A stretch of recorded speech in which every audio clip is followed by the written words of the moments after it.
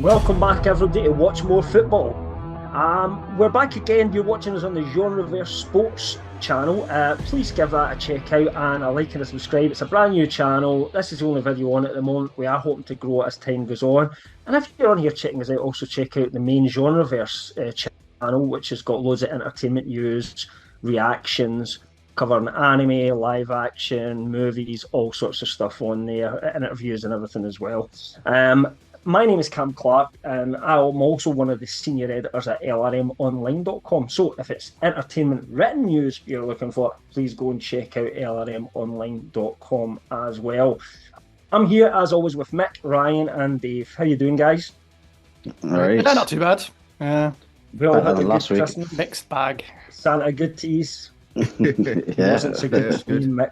I've got some nice new headphones for this, so. Oh, yeah. I see you. Is that the new Man United top you're wearing? Oh, no, this Right. is a couple of years old. I'm just in a good mood about United, so I thought. Right. See, I'm in a bad mood about this top because I get this top for. It's already cursed, isn't it? Yeah. It's already cursed because since we bought that not top, wear it on Monday. We've won a game. Yeah, I'm not. No, that's why I'm wearing it tonight, so I'm not wearing it on Monday. This is my way top's luckier. This is producer Kyle cutting in real quick. Hey Cam. Yep. Like, how do you get away with wearing a referee shirt like that, man? Like in America, you would never, ever, unless you work at Foot Locker. I mean, it could also be a robber's shirt as well. You know, you see sometimes. Nah, you look like the enemy. You just look like the enemy. It's also a zebra crossing in this country. It's this is why we get called barcodes. They do call us the barcodes. Yeah, right. Have a good show, guys. Hey ho. So what we're going to start with this week is just talking, because there has been a lot of games since we were on because of the hectic Christmas schedule. So we're going to cover our predictions that we made last time and just see who did well and who did shit. No names, but right. Anyway. And if you could bring that up, Kyle, and just show that image of the predictions that we made last time. Now, Mix wasn't on there because he was a tombstone last time, but we have used his predictions that he gave us before the show and added up his total as well. And then, Kyle, if you want to just bring up either the League Cup results and then the Premier League results, we won't talk through all of these, but... some of you did okay. Mick actually did really well. He gets 7 points, but there's another aspect to that I'll come back to. Myself and Dave get 5 points, and we get 5 correct results, and Ryan only get 4, so there wasn't much in it. However, we have decided, taking a vote against one, that Mick should get deducted 4 points for the fact that he didn't actually turn up last week. Yeah, that's FFP rules. There's just nothing we can do about it anymore. Everton will get deducted points next time. We can't independently verify those predictions, so I don't think really. That's what it is. So we decided to. I'm going to prove it to you right now. Right, that's it. So that puts me and Dave in the lead so far, actually jointly, but everybody else just tight behind. So it just shows you that's what happens if you miss a week. So To be fair, though, if I miss a week unless one of you want to roast it, then we won't be doing it. Well, yeah, we weren't properly doing the whiteboard predictions at that point, that's so not we the went for a point. clean Not slate. the point. That he's missed a week. No one could bother going back and working out what we had done before. Anyway, let's go on to our main talking points, because I think the first thing that we need to talk about, given that there's 2 years here, our Newcastle fans, is the absolute freefall of Newcastle United as a football club. We've gone from talk about Newcastle? You can bring up the tables. We do. I think it's the biggest story as far as we're concerned, I think, at the moment. Ryan might disagree with that, the only good thing about it was still ahead of Chelsea. 9th place. And yes, we are still ahead of Chelsea, but compared to the people that were competing against, but Chelsea is still in the League Cup, aren't they? We are still in the League Cup. We're going to talk about the League Cup today, by the way. I know it felt a long time ago, but Dave doesn't get a chance to be chirpy very often. Let's give him I think the point is, it's not just the League Cup result, although the League Cup result, I think, and the Champions League result for us were such a mental battering that the players took. I think that's the main reason why we performed so badly against Luton and then especially at home against Nottingham Forest. We've lost 7 out of 9 games, probably the worst form team in the league, and we're out the Carabao Cup, and you guys are through, Dave, which is, I don't think that's fair enough, they deserved it.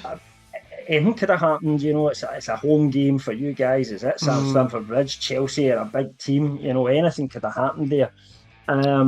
But I guess maybe the fact that it went to penalties, and it was Trippier that missed the penalty, and he's caused so many goals recently. I mean, and he let in the equaliser as well. Really.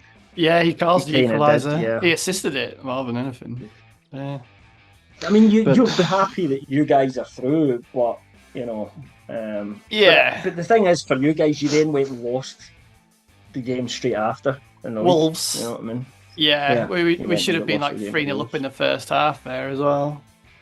Story of our season, not putting away chances. Well, he's absolutely we'll kind of come back to kind of Chelsea and get your thoughts on where you go. Yeah, I mean, and Kunku back and all that sort of stuff. Yeah, it took a mistake from you guys for us just to. I know it was the same the other way around. It took a mistake from us for you to score, but it was the same way for us. I mean, we weren't scoring by the looks of it until you made that mistake in the 88th minute.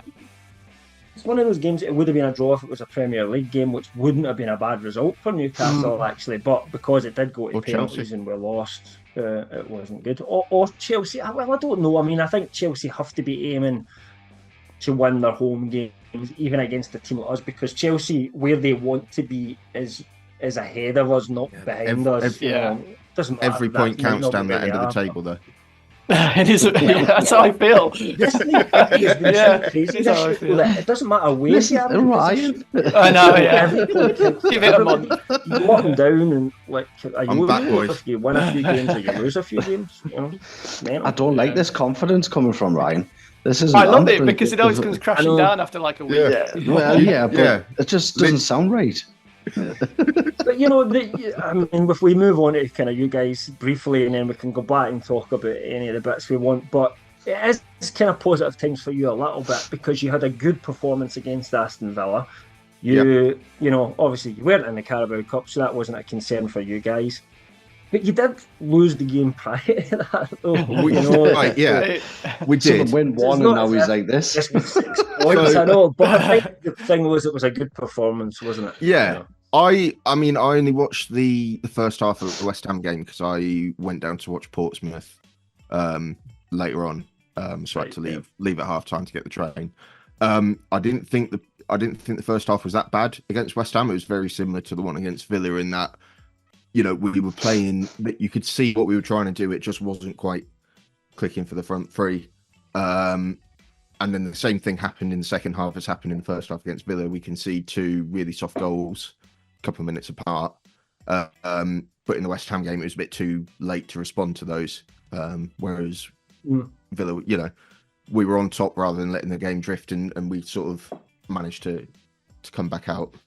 And that was quite a surprising comeback, though. I think when we see how well Villa have been doing, especially at home, you know what I mean, and then they go 2-0 up. I think, and, I think there was a bit of, I don't know. I think Villa sort of not necessarily threw it away, but I don't think they necessarily fought as much as they could have done. But equally, that sort of link up in the front four just wasn't there in the first half, even though we were sort of playing some nice stuff. As soon as it got to the final third, it was falling apart, and then something just clicked in the second half where Bruno was finding Rashford and Garnacho and Højlund were making good runs, and it just sort of came together, and hopefully they can continue that. I tell you what, I was a bit worried for you when it went 2-0. I thought, oh God, this is going to be 4-5, this. Yeah. I wasn't worried. But no, I'll be honest. But you know what I mean. I'm not worried about this. Not like, I wish I had been. It's not like Villa sort of played their way through us to get 2-0 up. It was 2 really soft, preventable goals. And again, exactly. It's been the case all season. It's why we're not in the Champions League anymore. But it's not like we were absolutely under the cosh all first half and then plucked a performance out of our asses. It was what we deserved out of the game overall. I tell you what, I think you were far the better team in the second half. Villa, I thought were a bit. I don't know. They weren't the best, actually. Rashford with his offsides. Yeah, I do think that was. Does he know what that is? Well, he just that game against City last season, it sort of muddled his mind a little bit. He doesn't really know what an offside is anymore. obvious.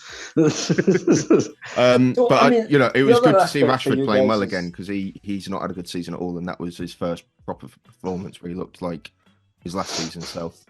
So that was encouraging. I'll just point out, I did say they'll all be playing today because the Ineos deal had went through and they're all basically shitting themselves and playing for the future now. And honestly, I'm not that surprised about the performance because of that, Ryan, because your team do have previous for that where they just turn up when it matters, like when they've got a contract due up or the manager gets changed and suddenly they look brilliant for a few games and then they go, I can't be arsed anymore, and they go back to what they were doing previously. I do think it's been coming though, this performance. I know we've had bad results in the last month or so, but sort of from Bayern onwards, there has been sort of the building blocks of a style of play, even if it's not quite come together, and it's starting to mesh a bit more. Results haven't been there, but we have been steadily improving for that last month, rather than just sort of, blitzing our way through games and see what happens. Well, I don't like it. I don't think it's fair. I think you were that shit earlier on the season. You don't deserve points that you were in a false position. Just because you're playing well now doesn't mean you deserve points, because that's just not how it works for the rest of us. So fuck you. And I hope you go back to being shite again soon, because you're one of your main rivals for a European slot. I don't think United are good enough to get a Champions League place. I know I'm being very sort of bullish and confident. I'm still not really bothered about where we end up this season. I want us to keep going with settling in that style of play. Get a good idea of who's going to be the ones to take us forward under Ineos and who needs binning off. And then we can go into the summer knowing exactly what we're doing, and hopefully Ineos will have had time to put their recruitment team in place and we can have a good summer. Yeah. Okay, well, back on to kind of Newcastle again, because I get Mick's point of view in this. I'm just going to say my piece first of all, but it is very worrying for me as a fan right now in terms of you can just see the way it's going, like you can see mentally where they've been affected. But the problem was there's those two games against Luton. All right, you could say Luton do well at home. We maybe could have did better in that game, but then you could see how against Forest we were equally as bad. And the problem is those were the two games we were supposed to do well at, and then we were getting into this really hard run of fixtures in January, and now we've lost the two of them, and I'm genuinely worried that if we lose the next 3 or 4 games in the trot, that we could end up getting the manager sacked, which would just be horrible, just through purely results. So, Mick, what's your take on that as a fan before I throw it open to the rest of them? It's dire at the minute, but you've got to take the rough with the smooth. Eddie Howe's done fantastic in the 18 months he's been in the job. And wouldn't want him to be. It'd be absolutely ridiculous to get rid of him. But the next 4 games, you've got Liverpool away, Sunderland away, then City, and then Villa away. And I can't even say we're beating Sunderland. With the way our away form is, I cannot see us beating Sunderland. We might be able to get up for it, and they are. But I don't know. But I don't see us winning any of those Premier League games, though, and that's ultimately what it'll be judged by. And that means we'll go further and further down that table. And I don't say, and I can honestly see us getting beat off Sunderland. I really can. Our away form is abysmal. You can't blame that on fatigue, on injuries, or anything. When our home form has been so good, mentally, but then you go away from home and you perform like that, there's something going on in camp, or away tactics or anything like that, and I don't know what it is, but it's not just working. The amount of disappointment they've had this year. Within the last few weeks that we've been doing this podcast, they've crashed out of Europe after heroically trying. Do you know what I mean? And at one point we're qualified. Yeah, but that's only the last 4 games or something. The Carabao Cup, and they've lost a lot of games right at the last minute. What about the other? Like 5 away games before that? We've won 1. That was when you had no players. We've won 1. I think we give them. Yeah, but what about at home? We had no players at home either. We had no players at home. Pulling off results though. We were still pulling off results at home, but it's just died. I mean, we've got more players back now, not the full squad, but we've got more players are backing out and we look worse than we have. And it still doesn't look any better. It really doesn't. So, at the end of the day, it's something the manager's going to have to get into the players' heads, because it's in their heads. You know, at the moment, I don't think it's a fatigue thing. There's some crap going around that the reason Trippier had to leave the England camp is because he's been cheating on his wife and he's been caught. Now, I don't know if this is true, but it might. From WMF. Yeah, it's all alleged, and this could be impacting his performances. But then there was something else put on. But then why would the manager be playing him then? You know, if he knows that that's going wrong and he can see it having an effect, then I'm not so sure that makes so much sense. But I don't know. Why keep playing him when his performance is the way it is? Why keep playing him? You've got Tino Livramento there. Maybe he kept thinking, no, I'm not going to take you. I'm going to believe in you. You're going to go over this, and then it just keeps happening. Yeah, no, but you've seen everybody can say he's knackered. Is like, what? How was he? 32, 33? Or is it mentally tired though? Because some of these mistakes, I don't think are necessarily his legs going. It's mental drops of concentration. Yeah, just bad decision making, isn't it? Very good at. But it hasn't been just 1 or 2 games. It's been about 4 or 5. I know, but all in this one spell, and prior to that, you've been fantastic. Surely Eddie Howe should have been looking the congestion of games that there is over the Christmas period and saying, right, look, I'm going to give you a rest for a couple of games. Get Tino in. We've got young players I there. bet he wishes he had. It's just there's a lot going on, but I don't know. Because now he's in a situation where they need to try for every single point and they're under pressure. Yeah. And sometimes when teams are under pressure, they don't perform as well. Is he going to drop Trippier for these tough games? He's not. He's going to want his experienced players, isn't he? So I don't think he's going to drop him. But what's the point in having an experienced player when his head's not right? Yeah. I agree. But then equally, he's a proper leader in that team as well. He's dragged you through the pass, and you've mainly got Bruno and you've got Burn who can do that as well, but not. Yeah, I'm with Dave. I don't think you can afford to drop him. I think we also have to point out it's not just Trippier that no, maybe it's not, definitely previous not. Games. There's worse the last players 2 there. games, there's only been maybe a few players, like maybe 2 or 3 players each game that you thought had a good game. One of the best players for the last couple of games when everybody else has stunk up has been young Lewis Miley, which is given his age, Bruno. 17 years old. He's played well. Bruno's played well. Botman's done okay since he come back, but really nobody else is in form at the moment. Gordon's off form. Almiron's been terrible. Neither Isaac or Wilson seem to be particularly. They don't look like this transfer window. This transfer window will make or break our season. We drastically need a striker, a right wing, and a proper central defensive midfielder. I'm not sure if I agree with you on that in terms of how we should approach it, but we'll get to that. But I just wanted to get Dave's point of view just on Chelsea at the moment and where you're going before we kind of get on and talk about transfer windows and stuff. I mean, how can you predict Chelsea at the moment? Sometimes I watch it, we're like, we're playing well, and then we'll lose. So against Wolves, I thought we could have been 3-0 up in the first half. We ended up losing 2-1. That's Sterling chance. Yeah, and then a game the other day, again, I thought we could have been 3-4-0 up in the first half, and we can't put away chances. That's our problem. We can create them, but we just can't put them away. So I expect we'll be looking for a striker in a few weeks, or a couple of weeks. It's next week, isn't it, actually? Transfer window? 3 days. Yeah, Monday. Yeah. Transfer window opens this Monday. So, New Year's Day. Yeah. But I watch this and I'm never confident, despite how well we play. Even against you guys, we're controlling the game, but I just never felt like we were going to score, or like something like your first goal where we just make a mistake. It's just out of nowhere. Should have been down to 10 men. men. A lot of kind of good chances. Oh, it was so long ago. I can't remember that tackle. They should have been down to 10 men. Yeah, after the first minute.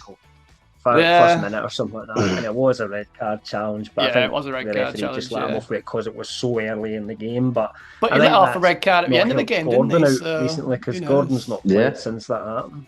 But he's played. Modric should have been sent off. Not played well, very well.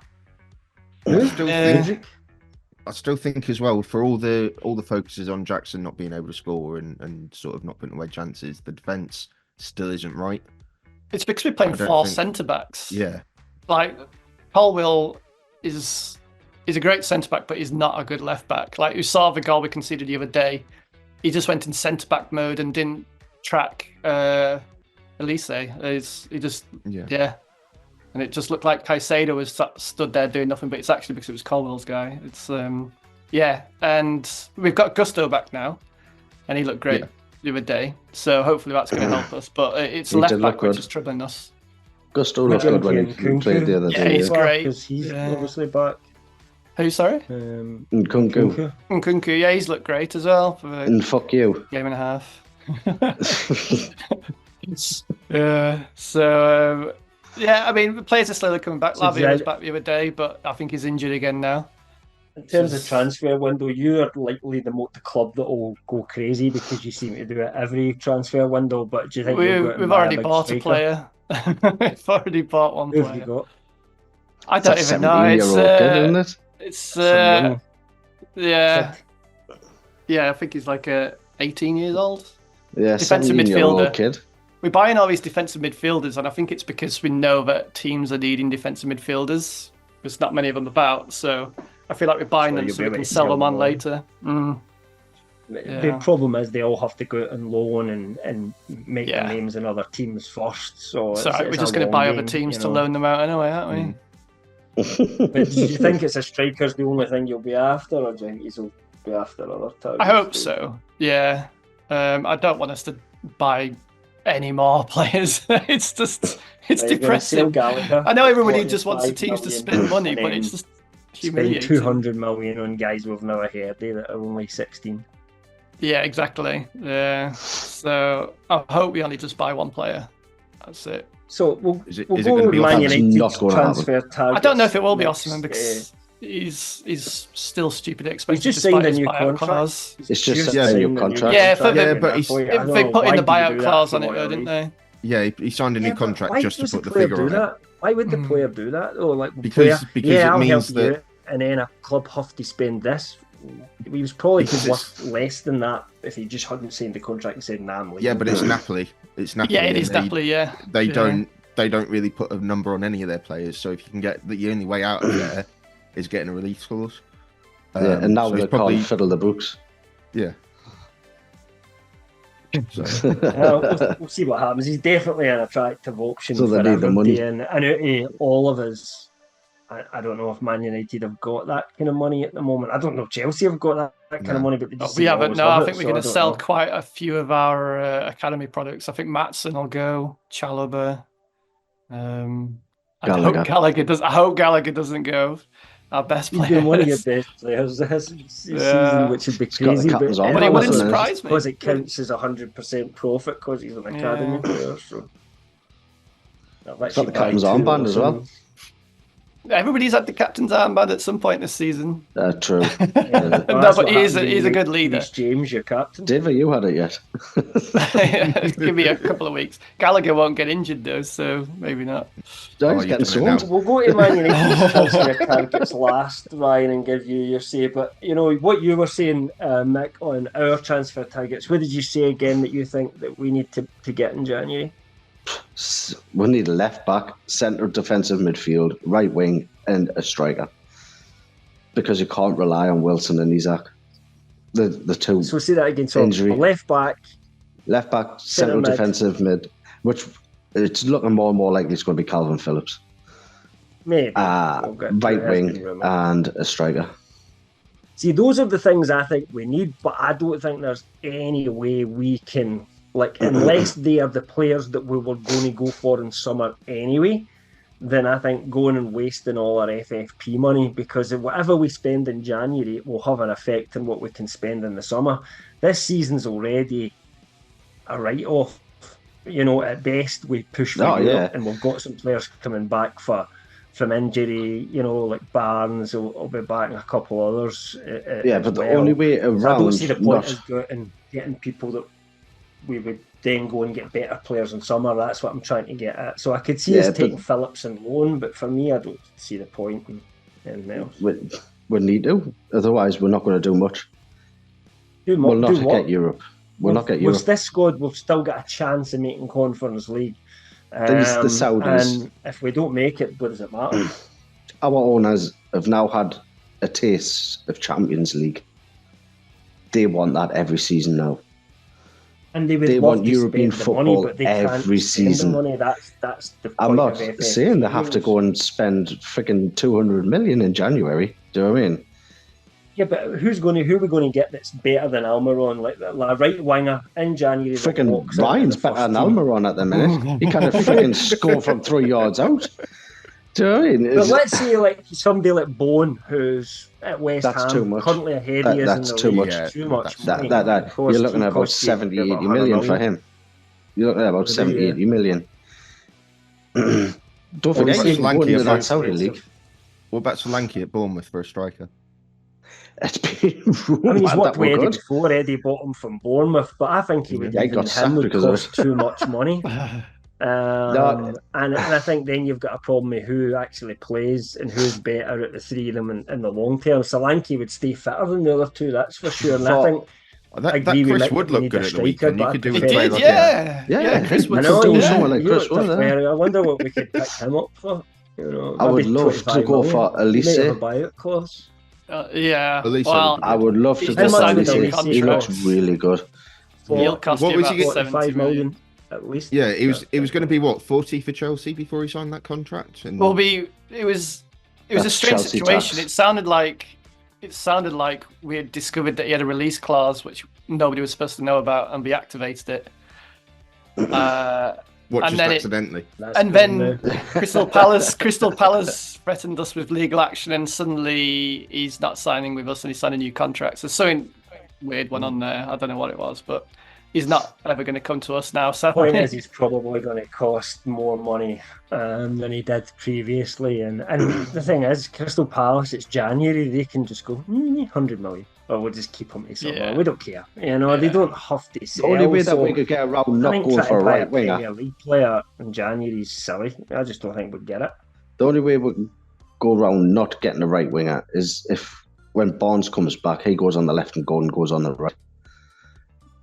Because maybe that would work, but he's not good enough. He had that good spell after Grealish laughed at him. Yeah, he needs Grealish to mock him again. We need Grealish to take the piss out of him again a bit. But do you see the couple of misses that he's done, man? That one against Milan was terrible, where he let it run across his body, went for his left foot.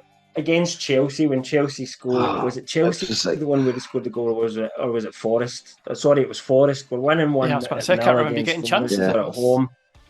And Miggy, all he has to do is pass it to somebody for a shot, and he messed up the pass, like just totally messed it up, so that it went straight to a Forest player, and they ran up apart, and that's how they get their first goal. Do you know what I mean? It all came through. He gets that pass right. We're 2-0. He makes too many mistakes every single game. Love him for his work ethic, and the fans love him because he's a nice lad and all that. But his actual quality, when he needs to do something like deliver a ball, pass a ball, finish a chance, it's not quite, I don't think, Premier League level, and certainly not European level. We need to go and dabble in the Saudi league a little bit. Go and get a couple of loans.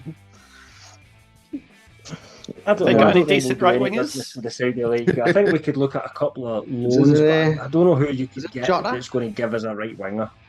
Isn't Jota in Saudi Arabia right winger? That's a Celtic Jota, not a Liverpool. I don't know if I would call him a right winger, or if even he was that good, to be honest. But I could see the Phillips deal coming because a loan deal is probably the game time. No obligation, and he'll get into the Euro squad because all Gareth Southgate will care is that he's playing games and he's in the Euro squad. Let's face it, Southgate loves him. So I think that's all he needs, and it would work out. But I really don't think we'll do much else. Eddie alluded to it in an interview today that he's not sure if there's any funds available due to FFP, and we just need to wait to see. Go and get St. Maximin on loan. He'll come back straight away. Get Mitrovic as well for up front. I think there'd definitely be things said about us selling St Maximum for 25 million, then loaning them back 6 months later from the same club who own ourselves. Anyway, that's just one thing. Yeah, but it would be funny though. I know it's dodgy, but it would just be so bloody funny if you actually did that. What about you Mane? for transfer? What about Sadio Mane? Window? We're nearly in January. Nah, I love him, but he's not coming. Yeah, What about you, Ryan? You going to say MD or just stick? Yeah, I don't see a lot of incomings just because we're tight on FFP as well. On top of that, although the Ineos deal's been announced, De Beek's away though, isn't he? Van de Beek's away. Yeah, he's off to Frankfurt on loan, which is good for him. Hopefully, he gets some games and then he finds a permanent move in the summer because he's not going to make it at United. But yeah, the Ineos deal got announced Christmas Eve, but he's not going to be in place until well after the January window's closed, so they're not going to have any decisions to make. But they are being kept informed. There was some and I rule think that if they make any decisions, they have to it's not like it's part of the sale agreement in that they're going to be consulted on any transfer dealings. If we did have money to spend, I would like another striker to back up Højlund. Guirassy, who's at Stuttgart, has got a 20 million euro release clause apparently. I think we could probably do worse, but he's away for the Africa Cup of Nations. There was a rumour we were in for him as well. Right, sure. It'd be interesting to see what happens with Ivan Toney, but I think he's out of our league at the minute. If Arsenal are in for it, he'll go there. And we probably can't afford him in January anyway. I was going to say that I'd want a right winger. Garnacho and Anthony seem to be doing something there. What about you take St Maximan, right, on loan and give us Jadon Sancho? Yeah, absolutely. I'll drive him there myself. Yeah, I was going to say, don't have any arguments. He might perform for us. If he doesn't. So that's the thing, is it's going to be mainly outgoings, I think. And, if I was there, I'd be looking at mainly outgoings. It's basically accepted that Sancho's going to leave in some way, but there's no real concrete links as to who's actually going to take him because he needs to either take a pay. It's going to be a loan, though. No one's going to pay his wages. We tried to sell him to Saudi at the end of the window and it didn't happen. Maybe we could revisit that, but he probably doesn't want to go. He's quite happy collecting his wages and playing FIFA by all accounts. Why does he need to go to Saudi? He doesn't, Yeah. I think as well. I would take him, but not 320 grand a week. That's well above our budget. There keeps being rumours that a couple of clubs are in for Varane, both Saudi, but also Bayern and Real Madrid both need sort of short-term centre-back options. If they came in at about 30 million, I would absolutely sell because I don't really see what we can achieve with him this summer, and I'd rather give someone like Cambuala, who made his debut against West Ham, more of a look so we can see what we need to do in the summer. Same would go 30 million. Same would go for Casemiro. He's been injured all season, but if an offer came in for him, I think we should look at doing that because part of the reason our FFP is bad is because we don't sell players. We wait until their value is high wages. All those guys, Casemiro's and 320. We wait until their value's at rock bottom, and then we can barely get £5 for. So if an offer came in for either of those two, I think we'd probably look at it. It's more about the summer though. Kind of have the kitty for summer rather than. Selling those two now would give us a head start for the summer. We wouldn't need to sell to buy then. So, I couldn't see he's getting 30 million for one or two players in for you guys, and you could make a push for the Champions League because you're still in a good enough position. Yeah, that, you did it last year. I think looking even further ahead to the summer, it's going to be a big one because the midfield is still going to need a bit of reworking. I think Casemiro, if he doesn't leave in January, he'll probably leave in the summer. I don't think we'll keep Amrabat on. Eriksen, I could see probably leaving as well.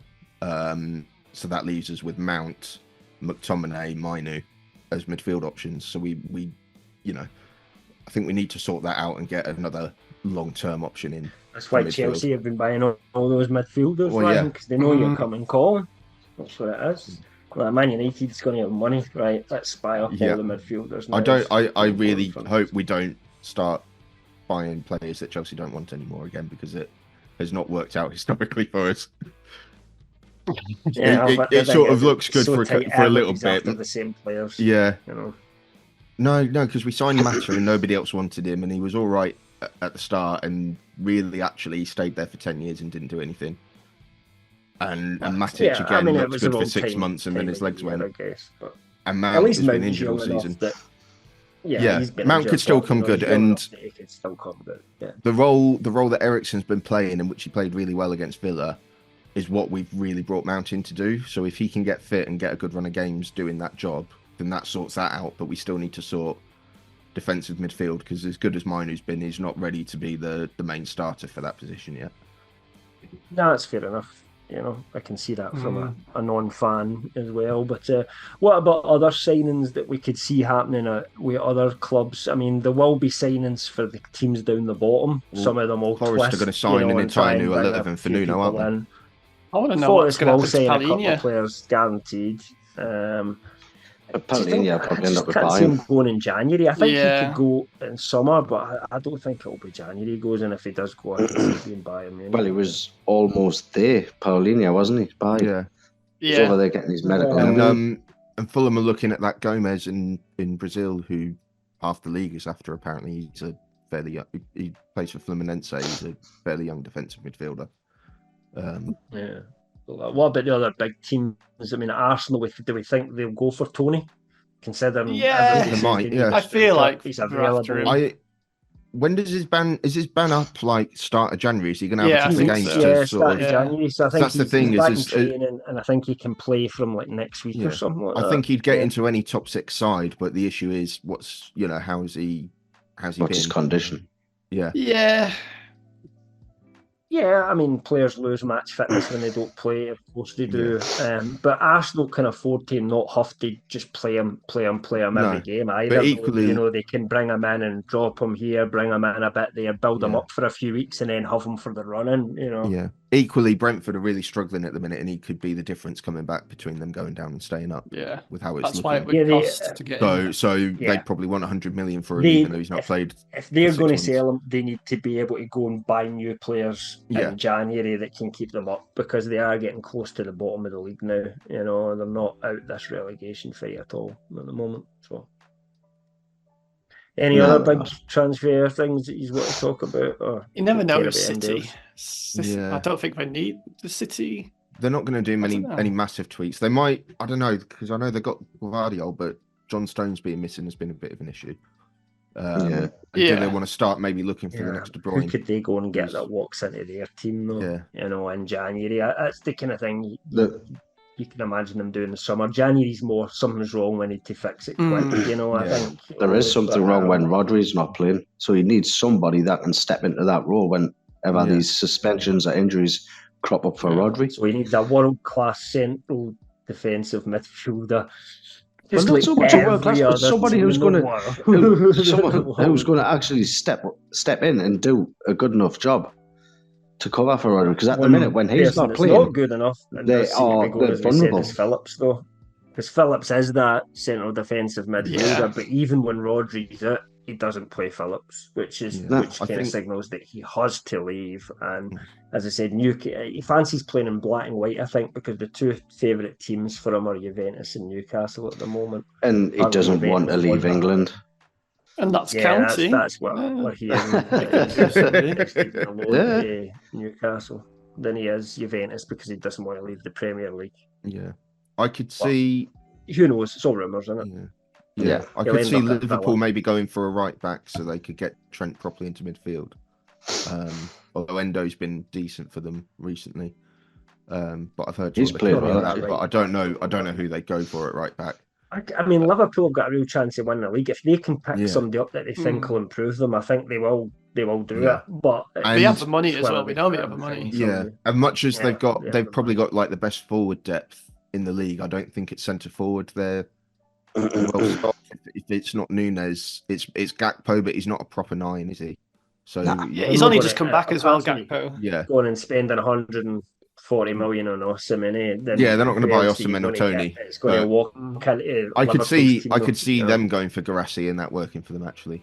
But yeah, Would I think, be able to guarantee him game time though? Because if Nunes, I suppose he's on form, he's probably a better player than Guirassy. You know, he's smashing it for Stuttgart, so he's But then I think if he comes to Newcastle, and comes to United, for anybody.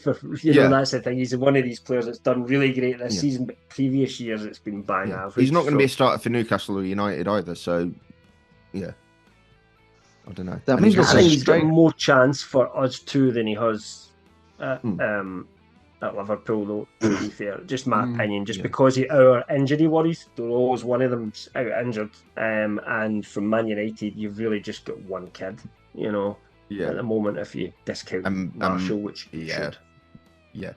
There's a striker from 2 years ago that was one of the hottest prospects going, one of the hottest properties that nobody ever really talks about anymore.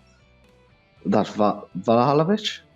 Juventus. Oh yeah. Vlahovic. Nobody ever talks about him. Well, we were looking at him in the summer. Deal with Chelsea to swap because they want Lukaku, who amazingly is still owned by Chelsea, despite not having set foot in London for years.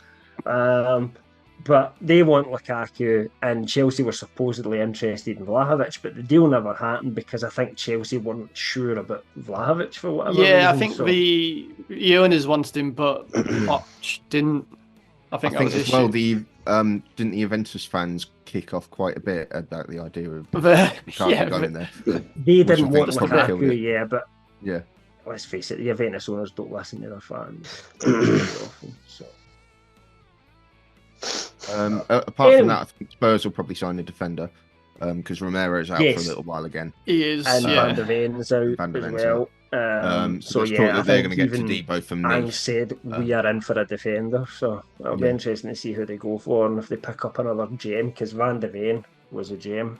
So we do predictions for the next They could probably do with a striker as well. Yeah, we can do predictions. Not if you're going to rob us of more points. Well, you're here, so. Yeah, you'll hear you won't get robbed any points this week. So everybody want to hold up their predictions for the next set of games. Ryan will eventually... Ryan. He'll bring up the actual fixture list running up to next Tuesday. We're not going to cover any more than that at the moment, although it is worth pointing out we won't be recording a show next week, so we'll pick up these results and it'll be a big discussion of just everything that's happened probably 2 weeks from now. That's just because none of us can be available to record next week with family stuff, other commitments that we've all got. So as well, that'd be good. Yeah, absolutely. We'll get to that. So we will be back in 2 weeks' time, probably back on our usual Monday night kind of slot. But either way, anything anybody wants to say before we wrap up this week, guys? I just say have a good New Year. I always predict Chelsea to lose, by the way. It's just so, I'm not doubly disappointed. Just any people out there think I'm a you have Chelsea always fan. done that, even back in the days when you were a good team expected to win the league. You would always say that Chelsea, and you would have probably won our fantasy leagues sometimes if you hadn't bet against your own team so often. It's still not as bad as our mutual friend who basically survives off takeaways that are bought from betting. That's true. He's been starving the last couple of years. Yeah, he has. He's been starving because Arsenal. But he's lost load of it. Well, at least he won some money last night. He did. He's committed. I'll give him that. But yeah, I wonder what the takeaway was last night after they get beat. But yeah, we'll come back. We'll talk about all our teams plus just all the big stories in 2 weeks' time. Thanks very much for watching. Again, please like and subscribe if you can, and check out the other channels that are all advertised on the start of the programme as well. We'll see you in 2 weeks. Thanks very much. Have a good New Year.